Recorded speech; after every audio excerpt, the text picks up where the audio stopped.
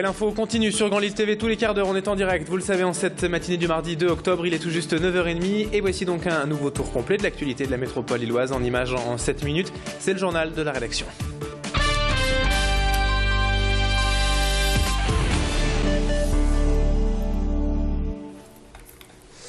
Et on démarre tout d'abord ce journal avec les chiffres du chômage dans la région, de nouveau à la une de l'actualité, avec le Pôle emploi Nord-Pas-de-Calais qui tenait hier un point presse pour détailler ces chiffres du mois d'août, pour rappel en hausse de 1,1%, mais aussi et surtout pour évoquer les offres d'emploi disponibles aujourd'hui dans la région et pourtant non satisfaites, en particulier dans la métropole lilloise, dans les secteurs des services à la personne, de l'industrie et du commerce, là où les entreprises ont donc du mal à recruter.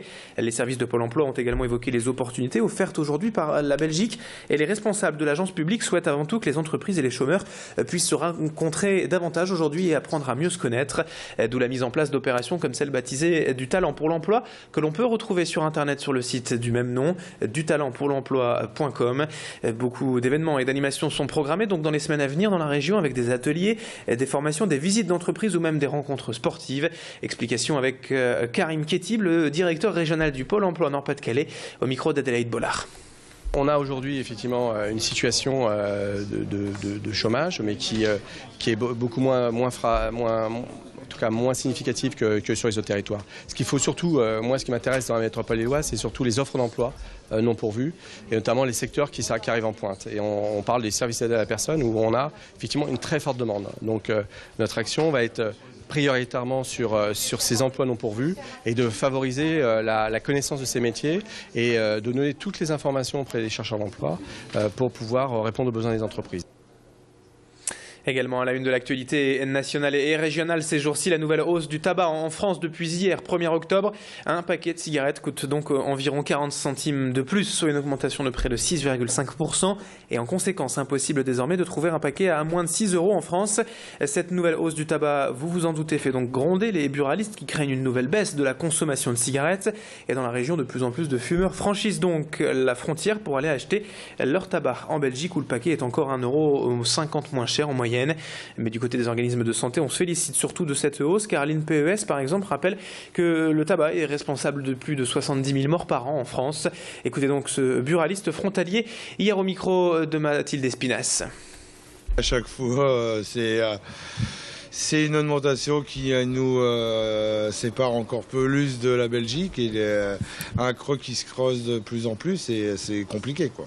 Surtout qu'on parle déjà d'une prochaine augmentation et c'est là que ça me fait peur parce qu'on a une profession qui décline, on a de plus en plus de mal à avoir des tabacs alimentaires en cigarettes et j'ai bien peur que ça va être régulier maintenant.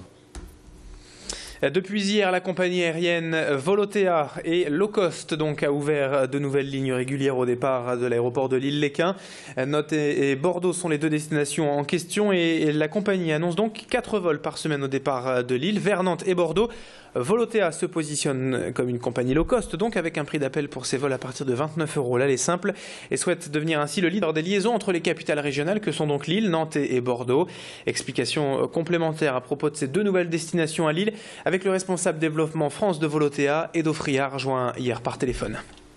Alors, elle s'adresse aux 3 types de clientèle, une clientèle loisir bien évidemment, toujours agréable de pouvoir se rendre de façon simple, efficace et pas chère sur la façade atlantique, mais aussi à une clientèle certainement de affinitaires. Ce qu'on appelle affinitaires, c'est en fait les gens qui rendent visite à leur famille, à leurs amis, à leurs enfants, à leurs parents, etc.